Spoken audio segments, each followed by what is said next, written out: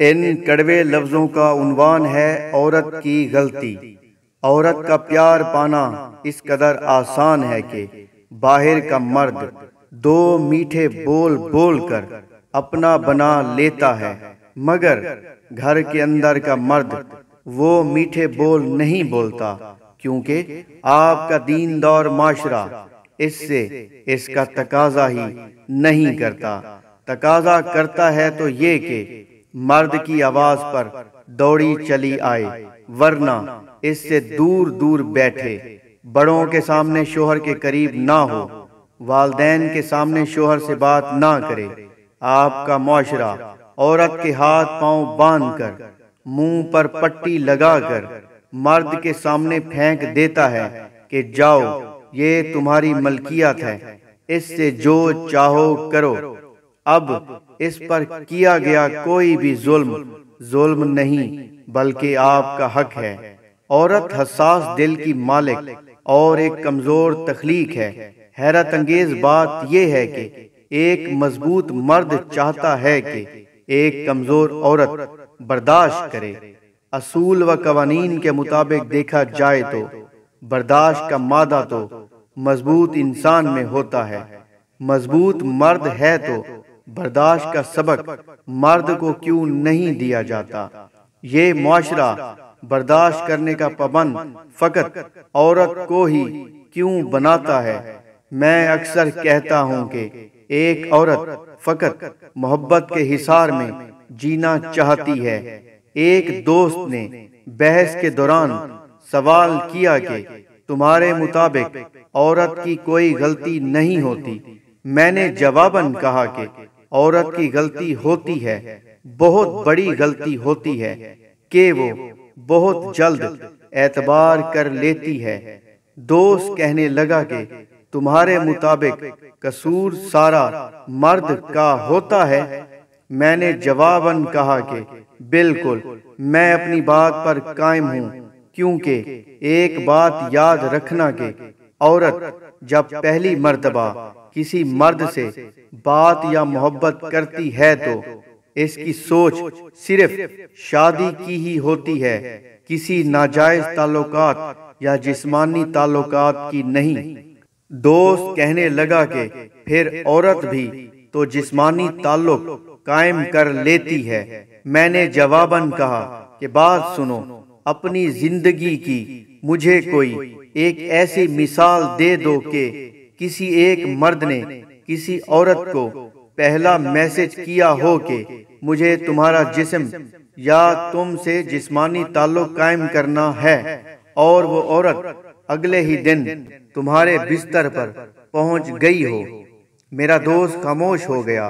میں نے کہا کہ یاد رکھنا کہ ایک جسم فروش عورت بھی کبھی کسی تعلق یا کسی تعاون کے بنا فقط کسی کے کہنے پر اپنا جسم فروخت کرنے کسی مرد کے بستر پر نہیں پہنچتی۔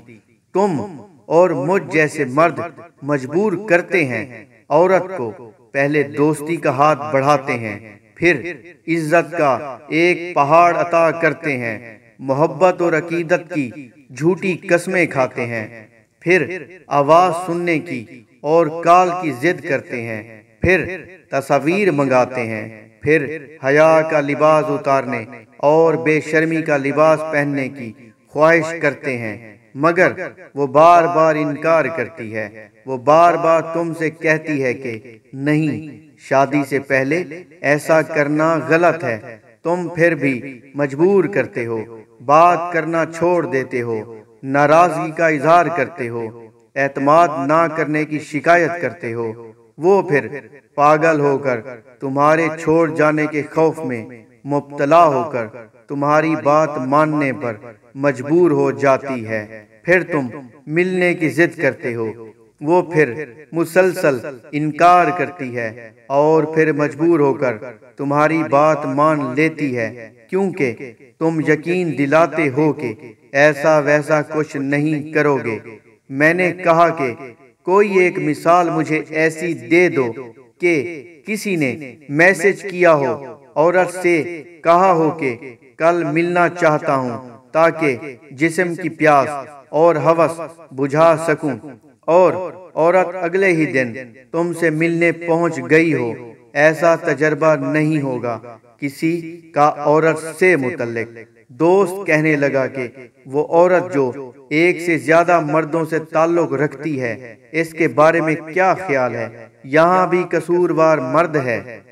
میں نے جواباً کہا، بات غور سے سنو، عورت جب ایک یا دو مرد سے مسلسل دھوکہ کھاتی ہے تو پھر وہ بھی عادی ہو جاتی ہے، اور جب ڈر ختم ہو جاتا ہے تو عورت پھر کھل جاتی ہے، پھر وہ کسی کی پرواہ نہیں کرتی۔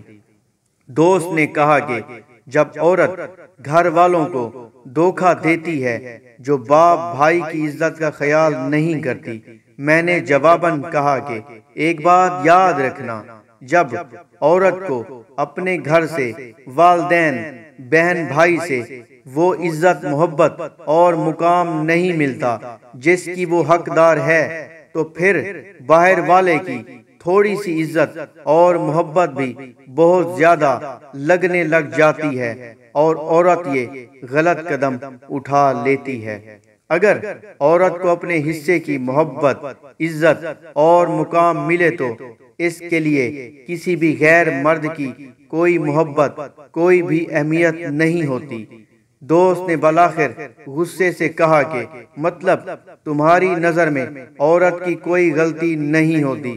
میں نے جواباً کہا کہ ہوتی ہے، بہت بڑی غلطی ہوتی ہے کہ وہ بہت جلد اعتبار کر لیتی ہے، وہ نامحرم رشتوں کو محرم سے زیادہ حق دیتی ہے، وہ باتوں میں الجھ کر حیا کا لباس اتار دیتی ہے، وہ بدلے کی آگ میں اپنے دامن کو داغدار کر لیتی ہے، وہ ایک اجنبی پر سب کچھ نچھاور کر دیتی ہے۔ دوست یہ کہتا ہوا چلا گیا کہ میں پھر بھی تمہاری بات سے اختلاف کرتا ہوں۔ میں بیٹھا سوچتا رہا کہ ہاں کیوں نہیں، کیونکہ تم ایک مرد ہو، اپنی شادی پسند سے کرنا اپنا حق سمجھتے ہو، مگر بہن اپنی پسند یا خواہش کا اظہار کرے تو تمہاری انا، تمہارے مرتبے اور تمہاری عزت کو ٹھیس پہنچتی ہے۔ خود شادی کے بعد دوسری عورتوں سے گفتگو کرو تو کوئی بات نہیں، مگر عورت کرے تو بد کردار سمجھتے ہو۔ اپنا دامن داغدار بھی ہو، مگر عورت پاک صاف اور نیک ہی مانگتے ہو۔ اپنی محفلوں کا آغاز عورت کی گالی سے کرتے ہو، مگر عورت کے منہ سے گالی سنتے ہو تو غصے سے آگ بگولا ہو جاتے ہو۔ خود دوسروں کی بہنوں پر ظلم کرو تو شوہر کا حق، مگر کوئی دوسرا تمہاری بہن پر ظلم کرے تو سنت اور عورت کے حقوق کی بات کرنے لگتے ہو۔ دوسروں کی بہنوں کا سر ننگا، مگر اپنی بہنوں کے سر پر دوپٹہ دیکھنا چاہتے ہو۔ ہاں کیوں نہیں، کیونکہ تم ایک مرد جو ہو۔